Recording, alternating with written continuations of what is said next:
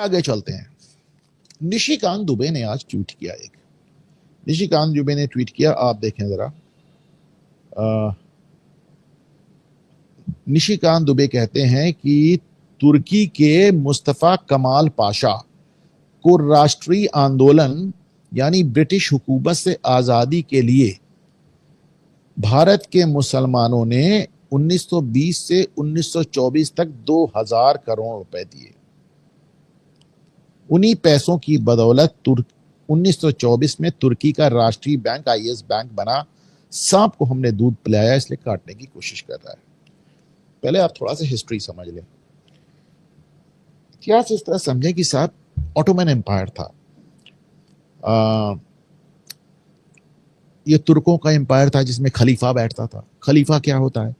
तो जैसे आपके यहाँ एक हिंदुओं को कहा जाता है कि आपके जो रिलीजियस हेड है वो शंकराचार्य हैं, लेकिन कोई पॉलिटिकल हेड आपका राजा है। पर इनके यहाँ खलीफा एक ऐसी, मोहम्मद साहब के जाने के बाद खिलाफत चली गई, सब खलीफे एक के बाद एक खलीफा आते गए। तो जो खलीफा होता है वो आपका धार्मिक हेड भी होता है और राजनीतिक हेड भी होता है, political head and religious head, just one person. तो साहब 600 साल तक हुकूमत चली यूरोप में, अफ्रीका में, एशिया में, बड़ी बड़ी हुकूमत, बड़ा मारकाट बचाई साहब। स्पेन वगैरह में तो बड़ी ही नाटक हुई। फाइनली स्पेन ने इनको मार के निकाला। तो फर्स्ट वर्ल्ड वॉर में ये ऑटोमन एम्पायर जो था, खलीफा साहब जर्मनी के साथ लड़े और फर्स्ट वर्ल्ड वॉर आप जानते हैं जर्मनी हार गया और ब्रिटेन के नेतृत्व में अलाइड पावर्स जीत गई। तो जीत गई तो ब्रिटेन ने सबसे पहले तुर्की पर कब्जा किया, इस्तांबुल पे कब्जा किया और खलीफा को नजरबंद कर दिया।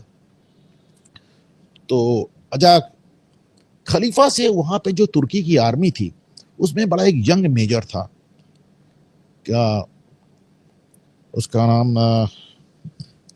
देखिए कमाल पाशा का पूरा नाम मैं एग्जैक्टली भूल रहा हूँ, उसने क्या उसको अतातुर्क कहते थे बाद में। तो जो कमाल पाशा था, मुस्तफा कमाल करके एक मेजर था, वो साहब बड़ा परेशान था ये खलीफागिरी से। तो उसने बड़ी मुश्किल से अंग्रेजों को देश से निकाला और खलीफा को भी देश से निकाल दिया। लेकिन उसी बीच भारत में खिलाफत आंदोलन शुरू हो गया। अब देखिए, तुर्की के लोग कह रहे हैं हमको खलीफा नहीं चाहिए, भारत के लोग कह रहे हैं नहीं तुम्हारे पास खलीफा होना चाहिए। तुम्हारे पास खलीफा नहीं हुआ तो हम अपना नेतृत्व किससे लेंगे? हम किसकी तरफ देखेंगे? भारत का मुसलमान कह रहा है, और भारत मतलब उस समय भारत, पाकिस्तान, बांग्लादेश एक ही था 1920 में। तो तुर्की के लोग कह रहे हैं हमको खलीफा नहीं चाहिए, भारत का मुसलमान कह रहा है हमको खलीफा चाहिए। खलीफा वो है जिसको टीपू सुल्तान न्योता देते थे कि खलीफा साहब आ जाइए और भारत के बचे कुछ काफिरों को काट डाला जाए।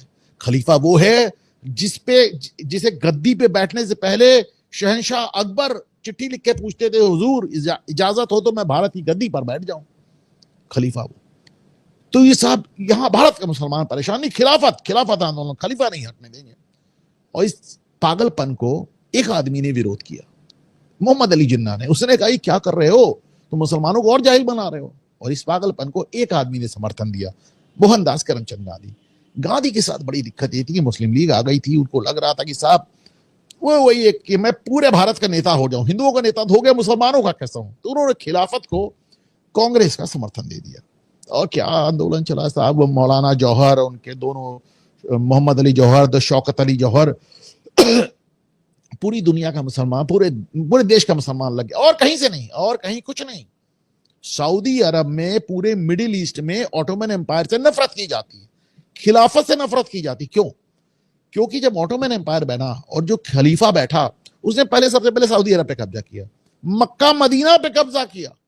सऊदी अरब आज तक उस ह्यूमिलिएशन को, उस अपमान को भूल नहीं पाया। इसीलिए जब अर्तुगरुल ये ड्रामा इन्होंने चलाया, जिसको पाकिस्तान ने बहुत चढ़ा दिया, इमरान खान ने तारीफ कर करके, और पाकिस्तान में चल गया तो हिंदुस्तान में भी चल गया। सबने कहा, सबको अपना, पहले इनको अपना हीरो सऊदी अरब नजर आता। जब तक मोहम्मद बिन सलमान आ गया, उसने वहां थिएटर खोल दिया, औरतों को ड्राइविंग करना